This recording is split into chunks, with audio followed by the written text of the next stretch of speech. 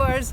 This is the week of the US Open 2021 right here, the beautiful Torrey Pines golf course. Two golfers who have been given some of the best odds this week are Jordan Spieth and Bryson DeChambeau. I had predicted at the start of the event that Torrey Pines would be especially challenging for these two golfers because of their propensity to spray their tee shots. Regardless of the final results, which depend on many factors, including timing and sheer luck, as well as how the rest of the field performs, the anatomy of their swings is unreliable and will cause them some stress. Interestingly, Bryson, who has some half baked ideas about end range of motion and governors, is trying to make a move that Jordan makes, which is point his lead or left elbow towards target. He believes that such positioning will help him reduce his left side misses. My next post will be on Bryson and his end range of motion theories, as well as what that can mean for every golfer trying that out.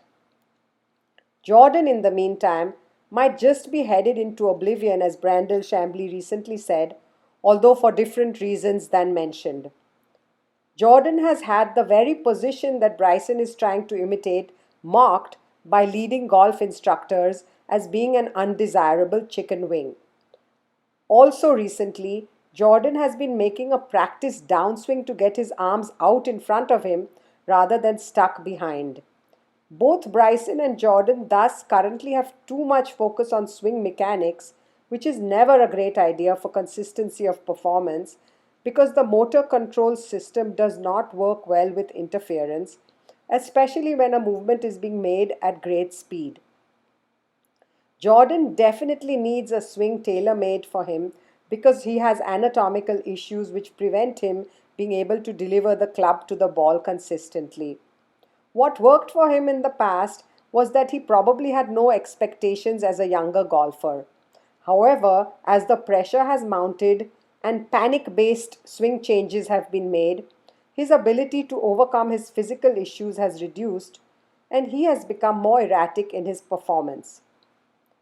Jordan Spieth's main issue is that he has a kyphotic thoracic spine at address and some scapular winging being that the inner edges of his shoulder blades protrude outwards.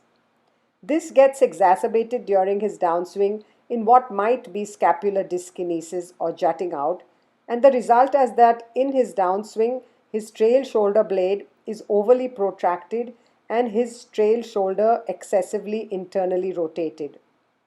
All this results in the trail elbow not being able to straighten out smoothly in the plane of its design, which in turn causes golf club issues.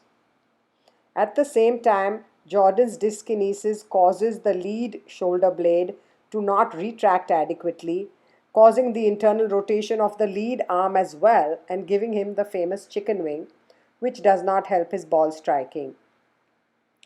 Also, as soon as Jordan's pelvis rotates in the downswing, his thorax and shoulders get rotated as well because, according to research, the two are tightly coupled.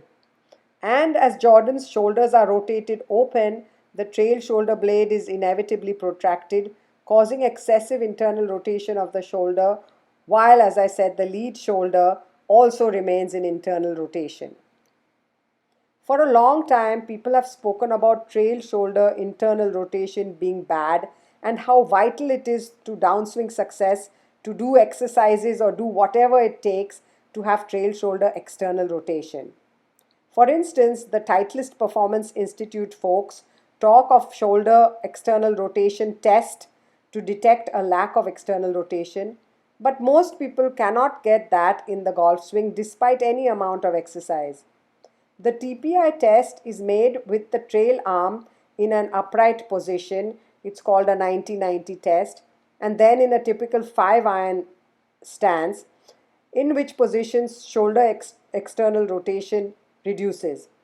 However, that external rotation would be further reduced if the test was done with both hands on the grip, because the lead hand now exerts resistance to the trail shoulder external rotation, especially when the lead side drops down in the backswing, as it does for most golfers.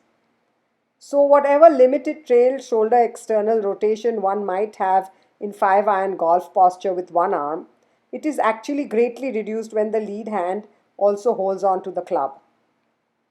The thing to achieve, folks, is not the virtually impossible trail shoulder external rotation at the top of the backswing, but rather a lack of trail shoulder blade protraction at impact. Jordan Spieth has one additional issue that makes him spray his shots.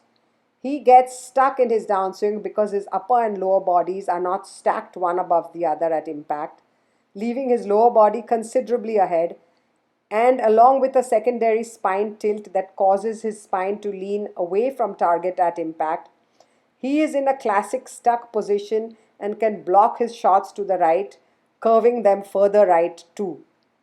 All his ball striking problems thus occur because of excessive weight shift towards target, along with excessive and early pelvic rotation in the downswing. What Jordan needs is a swing that reduces the effect of his naturally kyphotic thoracic spine and delays his targetward torso rotation. And that is done not by just stopping the motion as Tiger Woods once said he was told to do. Jordan should make a purely horizontal torso rotation before the backswing begins and keep the pelvis horizontal during the backswing. Also, his upper torso should remain level during the backswing, and he should have no away from target backswing weight shift. All this would prevent Jordan's pelvis from opening up too soon and his trail shoulder blade protracting during the downswing, and would also prevent his body from being unstacked at impact. That way, he would be able to play with a freer and less awkward swing.